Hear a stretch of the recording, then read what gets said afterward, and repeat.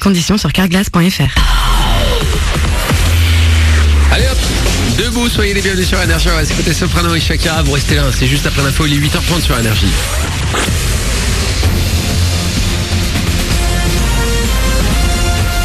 Toute l'actu sur Monaco Menton avec Frédéric Plat. Bonjour, un temps partagé aujourd'hui sur Monaco et les Alpes-Maritimes, plutôt du soleil côté plage, alors que sur les reliefs on pourrait bien entendre le tonnerre cet après-midi. 30-31 degrés sont encore prévus pour ce mardi avec une mer à 24 degrés, retour d'un grand beau temps pour tout le monde demain. C'était la météo sur Énergie avec La Trégo, votre restaurant les pieds dans l'eau, port de Plaisance, Cap d'Aille. Profitez de la plage, à pied ou en voiture, les balades sont interdites dans les massifs forestiers des Alpes-Maritimes aujourd'hui. Une vigilance a été émise pour cette journée à cause d'un risque très sévère de feux de forêt. Des vacances bien méritées, en plus de leur cursus scolaire, des collégiens monégasques, une trentaine viennent de participer à un projet pédagogique, le projet communal junior. Nicolas Croesi en charge de la jeunesse à la mairie de Monaco. On reçoit les élèves concernés pour une visite de la mairie. On leur explique quelles sont nos prérogatives pour bien cadrer en fait leur travail.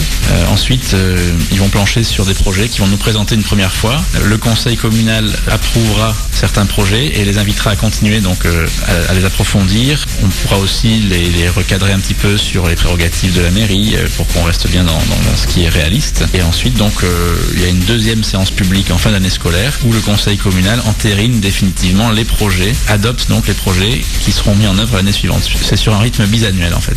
Et parmi les 4 projets retenus, il y a une journée intergénérationnelle pour faire le lien avec les personnes âgées ou dans un domaine bien plus fun, la création d'un simulateur de chute libre vol en apesanteur.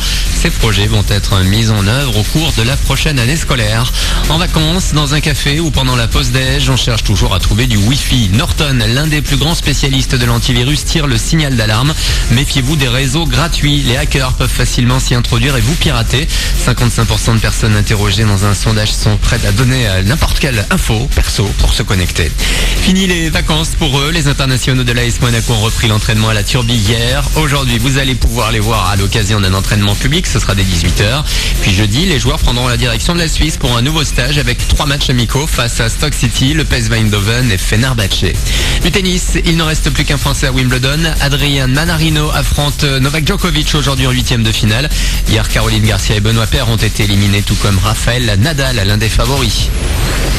Du ciné, les premières photos officielles du prochain Mission Impossible numéro 6. Vous retrouvez les clichés sur les réseaux sociaux ce matin.